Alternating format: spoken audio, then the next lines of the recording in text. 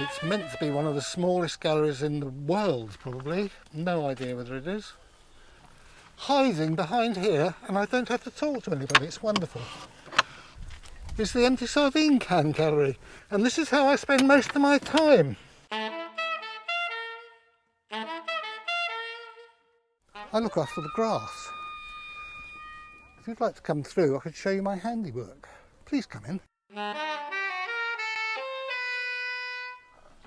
Some people say I'm ideally suited for cutting the grass, but unfortunately Daddy P, who's a bit of a swine really, always makes me use scissors, which seems daft. But I'll show you the sort of thing I do.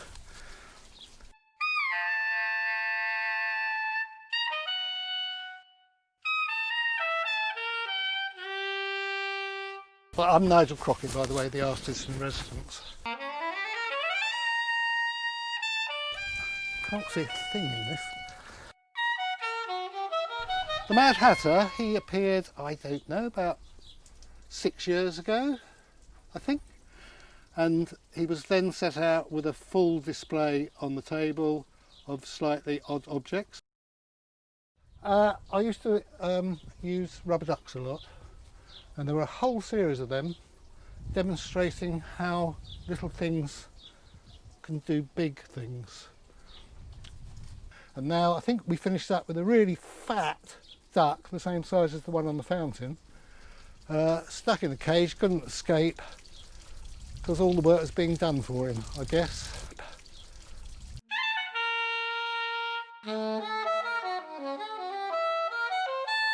We are in Fairlight, and you really should just come and discover it. If you come into Fairlight, park the car on tarmac somewhere in the village, walk towards France, and then when you can't go any further, turn left down a rough track and you'll find us.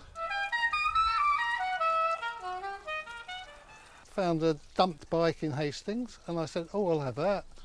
And I made two things out of that.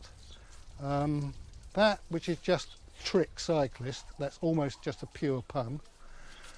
And inside the workshop, I think you might find the other half of the bike, which is made into industrial strength dream catcher.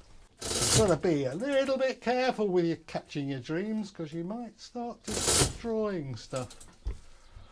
That's one of my wife's shoes.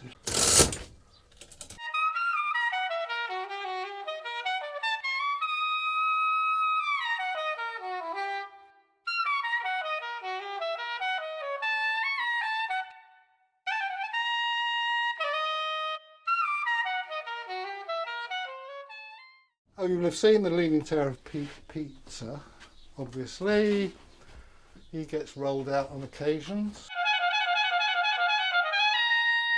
Happy face. Oh, who's that? Oh, cave painting. Oh, man, manly. Hieroglyphics. Evidence right in the corner over there. There was a moon landing. I'm pretty sure I was there.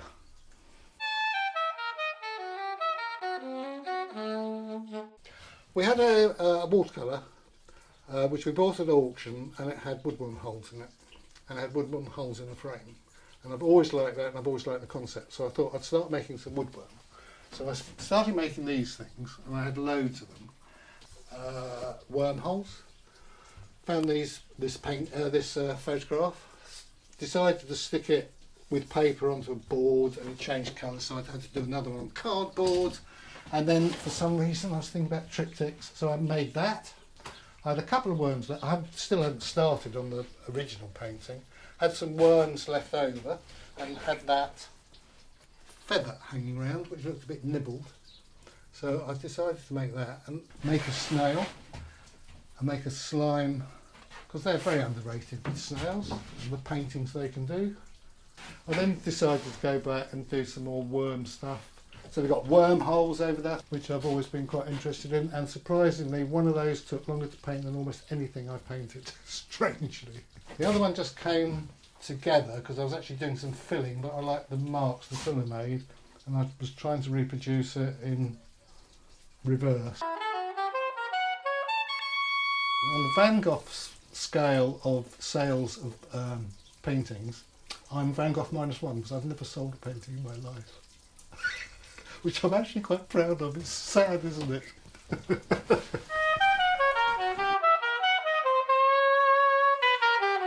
That, which obviously says Sissy S.A. on peeping peep, which is a real thing, and that, because it's peeping through, there's an eye on the end of the pipe, it's called the lechery of real objects.